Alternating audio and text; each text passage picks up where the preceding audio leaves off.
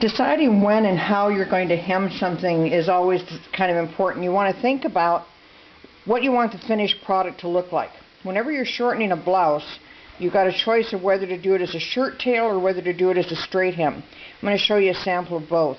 This one we're doing as a straight hem, and the reason why is because, first of all, it's a dress blouse. It's a very nice looking blouse. It's got a lot of tailoring to it. There's the collar, very nice pockets, and if you'll notice here, the sleeves are done, with just a regular top stitched hem like this, and that looks okay.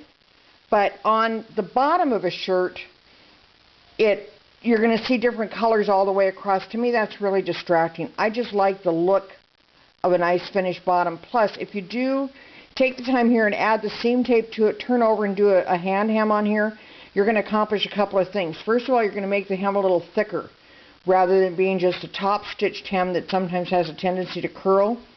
You're going to give it a little more weight. It's going to lay flatter and it's going to look better. Plus which, hand hemming this kind of a hem with all the different colors, by the time you get through, because I'll use pink thread in this section and I'll use blue thread in this section, and there's someplace over here it's going to have a little bit of yellow or orange or something, you won't see the colors in the hem. So it's going to give the look of the blouse as it's hanging down over a pair of slacks is going to be a nice finished, non-interrupting look with having contrasting stitching showing at the bottom of the hem.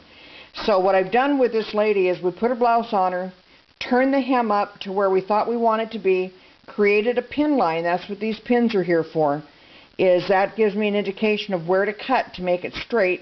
And as with anything, you always cut about a ½ inch longer in the back than you do in the front.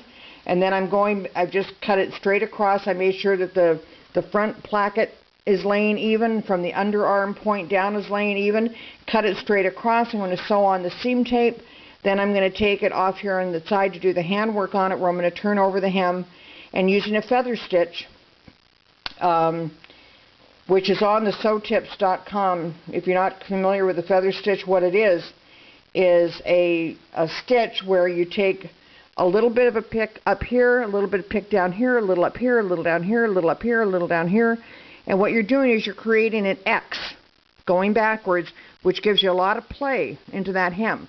So as a person wearing the garment sits on it and puts a little extra strain on it, the thread's not going to break and the hem lasts much longer. So if you want to see any more about that feather stitch, go to the http www.lowdownreports.com sew tip and look at the information on feather stitching, and it's in one of the tips, the basic information on how to sew that's available on that website. Now over here we have our plain little peach skin shirt that, again, it's a shirt tail, but this one we're going to actually do as a shirt tail. It's a beautiful blouse, a lot of hand tailoring on it, and it's such a fine fabric that if I were to do this one as a hand hem, the stitching would show a lot. So there's no advantage to taking the time to do a fancy hand hem on it, because the stitching's going to show anyway. And the blouse has a whole lot of top stitching on it. So what I've done again is, if you can see here, it's straight down the front and a little bit longer into the back.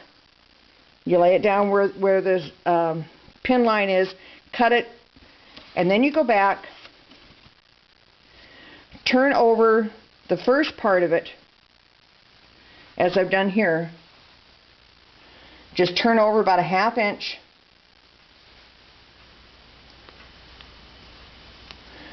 And you got that done by hand first, and then you lay it down to your machine, turn this ½ inch over, make sure you close all your finished edges in. That way you've got a double amount of fabric to hold on to, and you can get it nice and even to work. You create a top stitch that's nice and even straight all the way around, and it won't look sloppy, and it won't look uneven, and it won't be detracting from the finished look of your garment. So that's a couple of choices of how to finish off hand hemming and machine hemming on blouses. If you want any more information, be sure to go to our website at lowdownreports.com/sew-tip and look at our report on the basics of sewing and how to take care of your clothes and keep them all up to date. Thank you very much.